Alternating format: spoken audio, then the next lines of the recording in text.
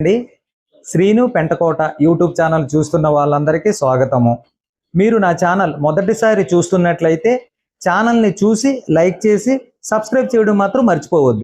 ఆవిడ పుట్టారు. ఇద్దరు కవల పిల్లలు, రామమ్మ లక్ష్మమ్మ అని.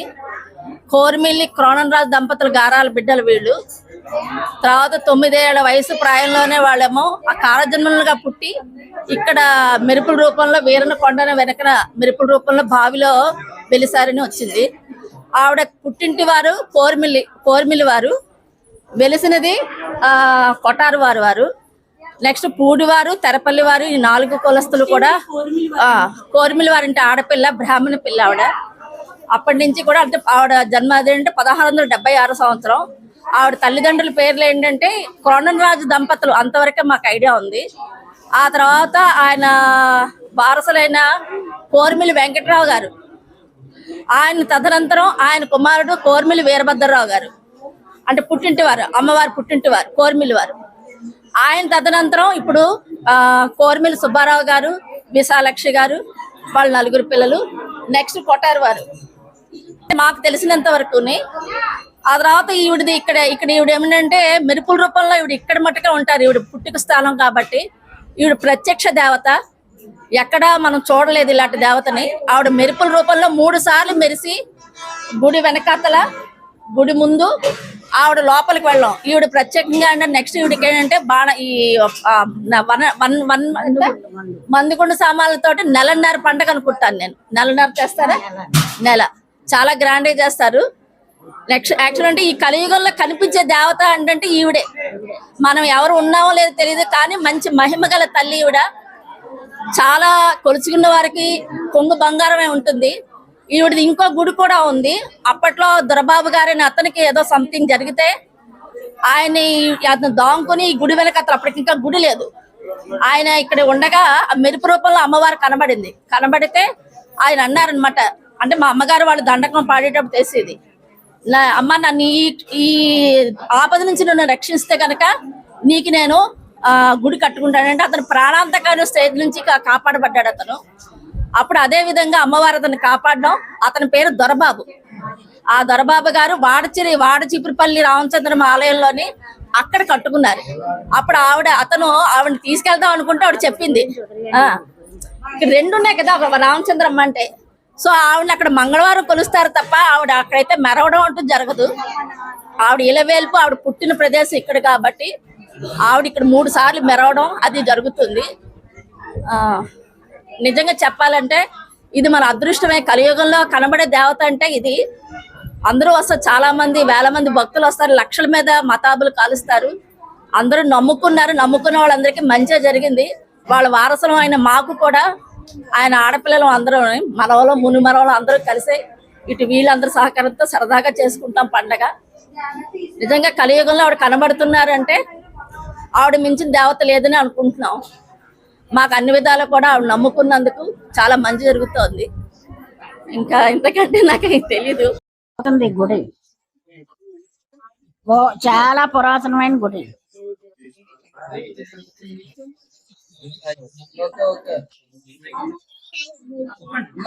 రామమ్మ చంద్రమ్మ అనే 2 కవల పిల్లలండి. 2 కవల పిల్లలు. అప్పుడు అలా తల్లి చనిపోగానే తండ్రి ఇంకొక ఊరు వెళ్ళి రాలేదట. రాకపోతే ఈ పిల్లలు బెంగ పెట్టుకొని నూతిలో పడిపోయి స్వయంభూ అయిపోయారు. అయిపోయిన తర్వాత తండ్రి మీద వాలి మమ్మల్ని ఇక్కడ ఈ గుళ్ళో పెట్టమని, ఇక్కడ గుడి కట్టి పెట్టమని తండ్రి మీద వాలి చెప్పారట. చెప్తే నేను పేదోడినమ్మా, నేను ఏం చేయలేను, ఊరు గ్రామ పెద్దలు ఉంటారు కదా, పెద్దల మీద వెళ్ళి చెప్పండి అమ్మా అన్నారు. అనేసి ఆయన కాశీ వెళ్ళిపోయాడట. కాశీ వెళ్ళిపోయిన తర్వాత అప్పుడు ఆ పెద్దలు బయటికి తీసి, నూతిలోంచి బయటికి తీసి పెట్టారు విగ్రహం. అప్పుడు ఒక చిన్న గుడి ఉండేది. ప్రతి లక్షవారం అన్న సంతర్పణ అవుతుంది ఇక్కడ. 20 సంవత్సరాలు బట్టి ప్రతి లక్షవారం అన్న సంతర్పణ అవుతుంది. అంటే ఇక్కడ ప్రతి సంవత్సరం ఇది వార్షిక జాతర సంవత్సరం ఒకసారి పండుగ చేస్తాం. 2 సంవత్సరాలు ఒకసారి 2 సంవత్సరాలకు ఒకసారి 2 సంవత్సరాలు సాయంత్రం ఏమైనా సాంస్కృతిక కార్యక్రమాలు ఏమైనా సంస్కారం ఉండవు. మామూలుగా మందుగుండు ఉంటుంది, ముందుకు సామాన్ కావాలి మందుగుండు కాలుస్తారు బాగా. కట్టాలు ఊరేగింపు ఇంకా ఉంటాయి, తర్వాత ఉంటుంది సార్ నెల తిరుగుతారు, నెల తిరుగుతారు, 4 రోజులు తిరుగుతుంది సార్ ఘటన 4 రోజులు ఘటం ఊరి మీద తిరుగుతుంది. మళ్ళీ పండగ వేరే ఉంటుంది. పండుగ వేరే ఉంటుంది. పండుగ మళ్ళీ నెల ఊరి మీద తిరిగిన తర్వాత పండుగ పండుగ ఉంటుంది మళ్ళీ వేరే. పూర్వం చాలా చిన్న గుడి ఉండేదండి ఇది.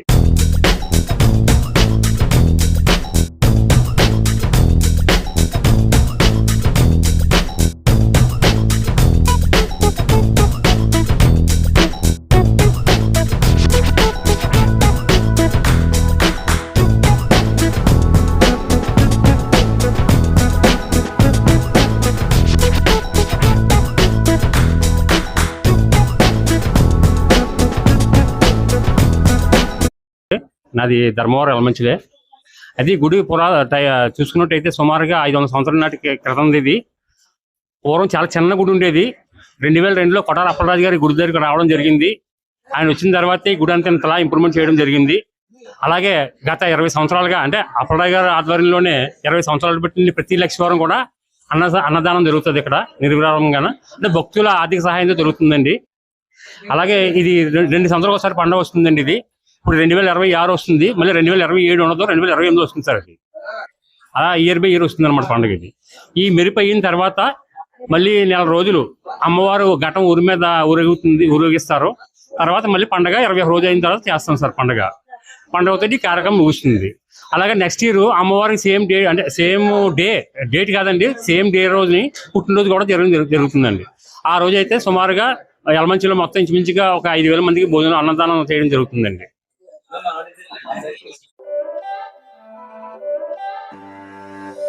It's not a game, it's a rich thing.